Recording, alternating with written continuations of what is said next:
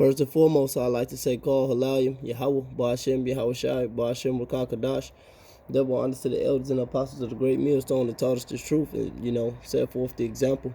Shalom and salutations to the hopeful elect, the Akim out there spreading the gospel throughout the four corners of the earth in sincerity and truth and presenting their bodies as a living sacrifice. All right, as the scripture teaches us to do, shalom to the very few sisters that do listen up as well. I'm the brother Yarmaya from the great millstone Chicago camp. And basically, I'm just coming back to you with another lesson. This lesson is concerning, of course, prophecy, of course, the times we coming into, and of course, that divine intervention and that protection is what's going to shield us through these gruesome, horrible, harsh times coming, which is ultimately going to be the salvation of Israel. I was watching a couple videos.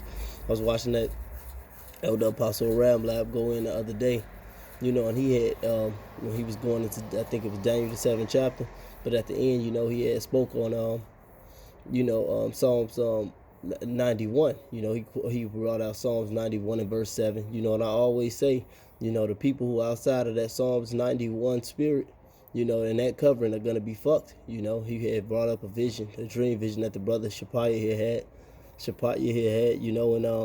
And these are the things to dwell on in these times because we know what's to come, man. Like I said, Yahweh Ba'ashem Yahweh Shai, man, is about to judge this place, from the blood of Abel to now, man. All the prophets' blood that's been spilled by the hands of the 2/3 of Israel. Esau, Edom, the so-called devil, all and our payoff is coming, with that. So these are great times that we're living in, but this great divine intervention that set up the so-called white man over us, that made us little in this, because the Lord did this to us, man, as our punishment. Now, as it says in the book of Lamentations, the 4th chapter, and about the 21st verse, it's time for the daughter of Edom, this society, to eat it. Our iniquity is, our punishment is accomplished. The Lord is erecting us in this place, and he's going to destroy it. As it says in 2nd Ezra 4:28, man, the evil is sown. All right, this place has hell to pay for. The evil is sown, man. That cannot come good except the evil be destroyed, and that which is sown is going to be a lot of harsh times, a lot of rough times, a lot of calamity. You see the narrative being pushed, and you see everything's being pushed, and all this gradualism, which is leading up to the mark of the beast, the RFID chip, the hour of temptation, man. And that time and the times before it, man, this shit is going to get real, man, and we need that divine intervention. So nevertheless, I'm going to get into the scriptures. All right, you got to understand, I said it the other day, Yahweh Shai, who suffered the most brutal, gruesome death known to man, took that on the chin, but he wept for Jerusalem. All right, he told the daughters to weep, man, because of what's going to happen, man. And this time, it's going to come, and that was in the time when the Romans came in after them. All right, now they're coming again. Rome 2.0 is coming down again with great wrath, as it says in Revelation 12:12. Hey, what manner of persons ought we to be, as it says in the book of 2 Peter. Nevertheless, let me get a couple scriptures. This is St. Luke 23 and verse 28. It says, but Yahweh Shai turning unto them, saying, daughters of Jerusalem, weep not for me, but weep for yourselves and for your children. For behold, the days are coming in which they shall say, blessed are the barren, and the wombs that never bear, and the paps which never gave suck, the women that never had children. All right, because when you go in the book of Lamentation, it tells you in these times that the pitiful women have sought out their children and their shriek. They were their meat for the destruction of the daughter of my people. That was talking about raw cannibalism in a hardcore siege, man. All right. So a lot of people, be upset that they don't have kids. I got children. All right. And if the Lord deliver them, he deliver them. If he don't, he the Lord.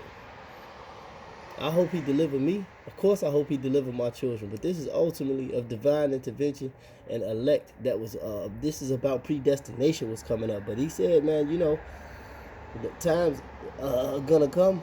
And they said, blessed are those who don't even have children, man.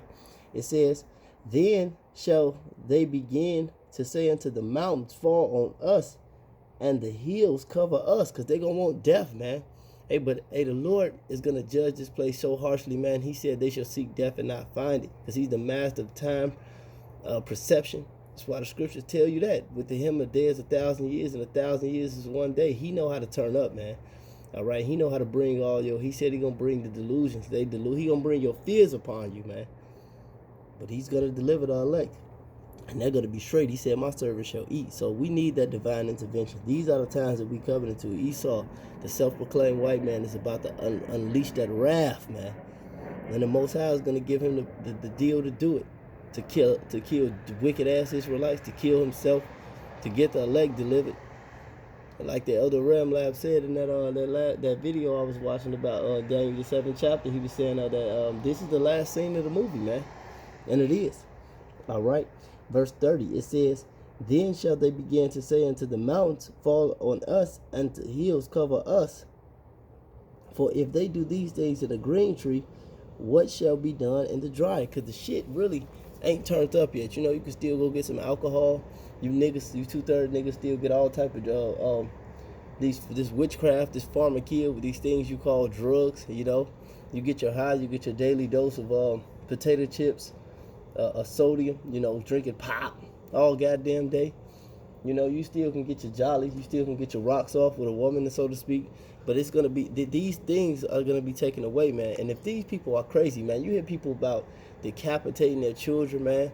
He's bushwhacking Edomite. You know, he was in the army. He got angry at his 5-year-old stepson, set him on a road. Damn kid got murdered, man. You know, hit by a car. That's brutal, man. You know, these people are just fucking brutal, man, and nothing. So imagine when it crank, man, when they can't get their food, when they can't get their drugs, when all this shit, chaos is abounding, man. Scriptures say, because iniquity shall abound, the love of many shall wax cold. Talk about a man not sparing his neighbor, man. All right, this is Matthew 24 and verse 21. It says, then shall be great tribulation, such as was not since the beginning of this world to the time nor ever shall be. And except those days should be shortened, there shall no flesh be saved. For the elect's sake, those days shall be shortened. All right, so the elect are predestined to get delivered. All right, and that's the good part, and that's the faith that we hold, because we didn't invest in this world, man. We bear up our cross, we followed after Yahweh Bashim Yahushai, and hopefully he give us those crowns and redeem us those good and faithful servants. This is Psalms 91 and 1. It says, he that dwelleth in the secret place of the Most High shall abide under the shadow of the Almighty. I will say unto him, he is my refuge and my fortress, my power, my God. In him will I trust. So that's King David, the mightiest warrior that ever go in battle, putting the Lord as his trust, not his own strength and not his own flesh. As the scripture said in Jeremiah, cursed be he that makes flesh his strength. All right. It says, he shall cover thee, Salaki. Surely he shall, verse 3, surely he shall deliver thee from the snare of the fowler. That's coming. These traps. This man controls the water, the food, the power grid.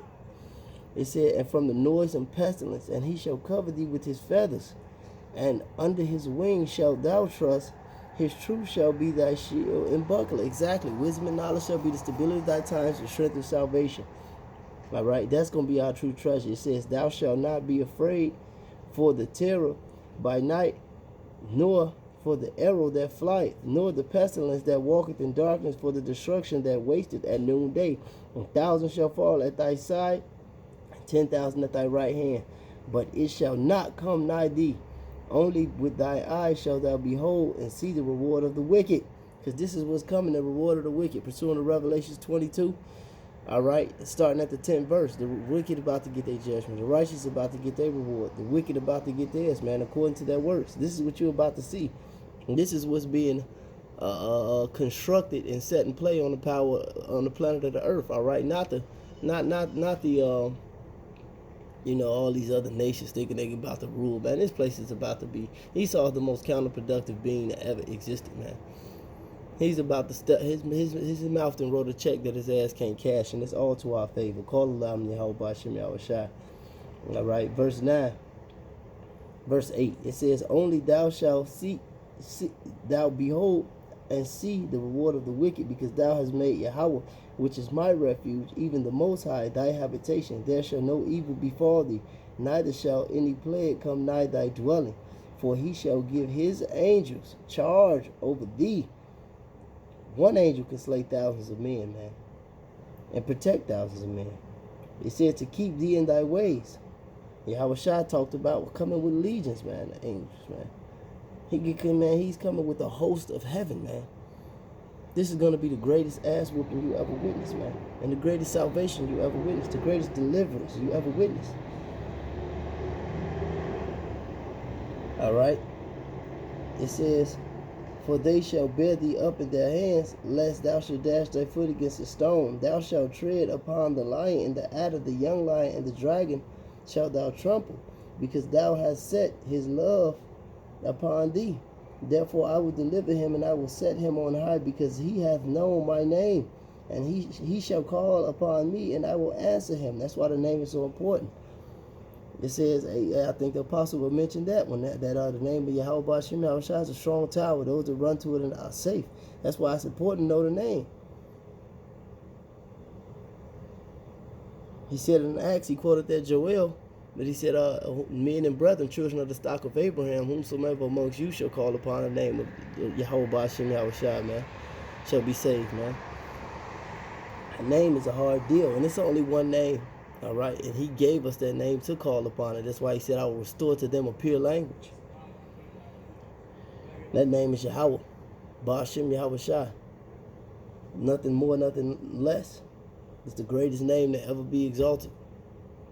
It says, he shall call, that's worthy to be praised. It says, he shall call upon me, and I will answer him. I will be with him in trouble. I will deliver him and honor him. With a long life, I will satisfy him and show him my salvation. Yahweh Ba'ashem Yahushua going to take care of us in these times, man.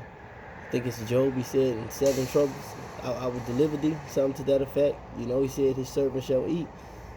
He said when the enemy's coming in like a flood, all these things are coming to pass, he's going to deliver them. Somebody has to be delivered, man. It are men that are not going to taste death, man. They're going to see the salvation like that. Call aloud, Yahweh Ba'ashem Yahushua Ba'ashem B'Kakadash. Double honors to the elders and apostles of the great millstone who taught us the truth, and to the hopeful elect. Shalom. Keep enduring.